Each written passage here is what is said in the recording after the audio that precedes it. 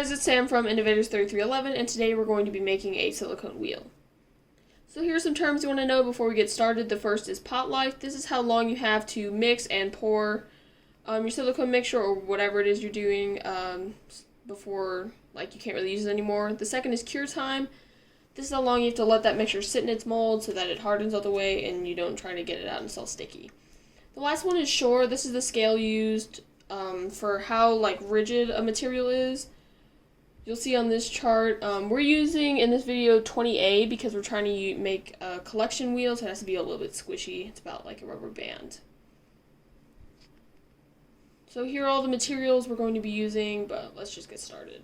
First thing you're going to want to do is just lay out all your materials, and once you do that, we're using Dragon Skin 20A Shore in this video.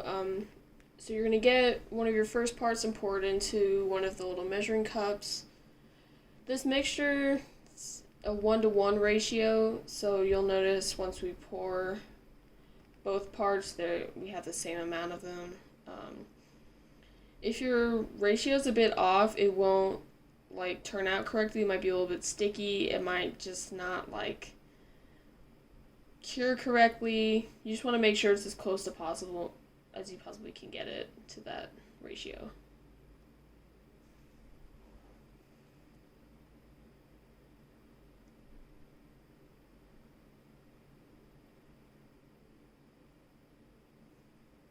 So once you get both, we're going to spray mold release on our mold, not on the hub on the inside because we actually want the silicone to stick to the hub, so we're not going to spray any mold release. You want to make sure that if you're working with silicone, you want to have a mold release that's meant to work with it. Otherwise, urethane mold release and silicone, or the other way around, they don't like to mix well. It'll turn into kind of super glue. It won't cure all the way. It'll just be sticky forever. You'll see we just grabbed some special silicone coloring. A little bit goes a long way, so you just need a little bit on the end of a stir stick, and you're going to stir that into part A of your silicone mixture. Every time you mix something when working with silicone or foam, any type of mixture like this, you want to make sure that you're scraping the sides, scraping the bottom, so that you can make sure that you're mixing it all the way. So now we're going to grab the hub and seal off the bottom with a little bit of clay.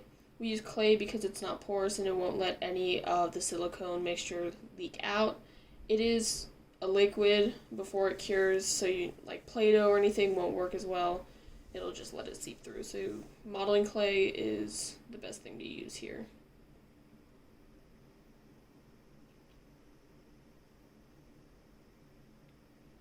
Alright, so now we're going to combine both mixtures into the bigger container. You want to make sure you're scraping off the sides, getting as much of both parts as you can. The second that you start mixing them, like the part A and part B mix, that's when your pot life starts.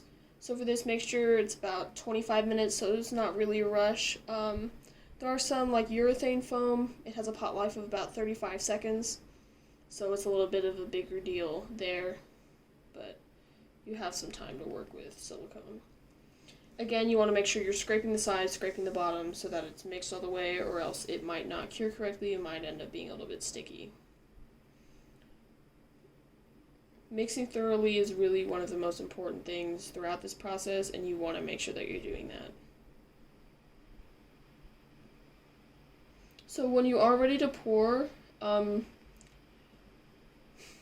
they recommend that you try and pour it just in one corner. It kind of gets rid of most of the air bubbles, but because it's a pretty thick mixture, makes it a lot easier to just spread it around yourself.